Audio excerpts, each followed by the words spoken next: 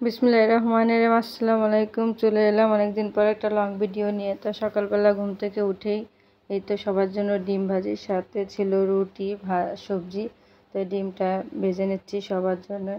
এভাবে ডিম ভাজি করলে সবাই পছন্দ করে। তো চলে গেছিলাম বাচ্চাদের স্কুলে নিয়ে। ফেরার পথে পোলাও চাল নিয়ে এসেছি। মন চাইলো যে বেড়াতে যাব একটু, তা আমি আবার খালি হাতে যেতে পারবো না। ফল সাথে আবার কিছু রান্না বান্না করে নিয়ে যাব, যেহেতু বোনের বাসায় যাব অসুস্থ রোগী দেখতে। তো ভিডিওটা দেখবেন অবশ্যই, আশা করি আপনাদের সকলের ভালো লাগবে। তো রান্না বান্না করতে যেয়ে দেখি যে আদা আছে কিন্তু রসুন পেস্ট নেই।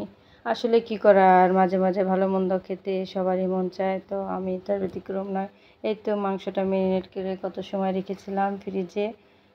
তো ম্যারিনেট করার সময় আসলে সময় ছিল না, তাই আপনাদের দেখাতে পারিনি কী কী দিয়ে ম্যারিনেট করেছি। অবশ্যই আর অনেকেই জানতে চান যে আমরা ভিডিওতে কতটুকু মশলা দিই, কী দিই না দিই, মানে সম্পূর্ণটা বলি না, একটু একটু করে ভিডিও করে। ব্যাপারটা ওরকম না, আসলে রিলস ছোটো বড়ো সব ধরনের ভিডিও দেওয়া হয়। আর আমার এই পেজে একটা লিঙ্ক দেওয়া আছে ইউটিউব চ্যানেল, সেখানে সব কিছু পেয়ে যাবেন, কতটুকু মশলা বা কী কতটুকু ব্যবহার করে কতটুকু দিচ্ছি সব কিছুই। তো মাংসটা ভালো করে কষিয়ে নিচ্ছি। তারপর মাংসটা ভালো করে কষানো হয়ে যাওয়ার পর দেন আমি পোলাওটা রেডি করব, যেহেতু আমি কাচ্চি বিরিয়ানি রান্না করব। যেটাই বলেন, যেভাবেই রান্না করেন নিজের মতো করে আসলে স্বাদ লাগবে, এটাই। তো আমি অন্য চুলাতে আবার বসিয়ে দিচ্ছি। পোলাও চাউলটা ভেজে নিব কত সময়, 5-10 মিনিটের মতো ভেজে নিলে চাউলটা ভাজা ভাজাও হয়ে যাবে। আর পোলাও ঝরঝরে হবে বিরিয়ানিটা, কারণ পোলাওটা ভালো করে ভেজে নিলে সব সময় ঝরঝরে হয়। আপনারা সবাই ট্রাই করবেন, এইভাবে ভালো হবে সব সময়। আমি এভাবেই রান্না করি।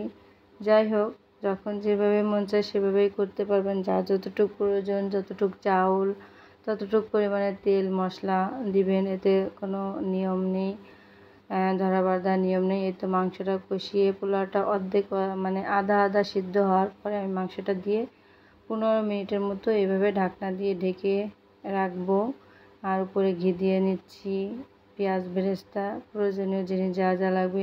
এর মাঝে আমি দুধ দিয়ে দিয়েছি, লিকুইড দুধ। হয়তো স্কিপ হয়ে গেছে, কারণ পোলাওতে সবসময় আমি দুধ ইউজ করি। দুধ না দিলে আসলে টেস্টটা সেরকম আসে না, দুধ দিলে অনেক ভালো টেস্ট আসে। তার জন্য দেয়া, দেখেন কত সুন্দর ঝরঝরে হয়ে গেছে। আর যেহেতু আমরা কন্টেন্ট তৈরি করি, একার হাতে সব কিছু করতে হয়, সেই ক্ষেত্রে একার হাতে করাতে কতটুকু আপনাদের মাঝে তুলে ধরতে পারছি জানি না, তবে চেষ্টার কোনো ত্রুটি নেই। আর এক প্যানে আবার আমি সিমাই রান্না করে নিচ্ছি, দুধ সিমাই, নর্মাল সিমাইটাই। তো দেখেন, যেহেতু আমার বোন জামাই একটু অসুস্থ, তাকে দেখতে যাব, তো আমি রান্না না করে নিয়ে যাব না, তার জন্য নিয়ে যাচ্ছি। ভালো থাকবেন সবাই, আল্লাহ হাফেজ। সবাই সবার জন্য দোয়া করবেন।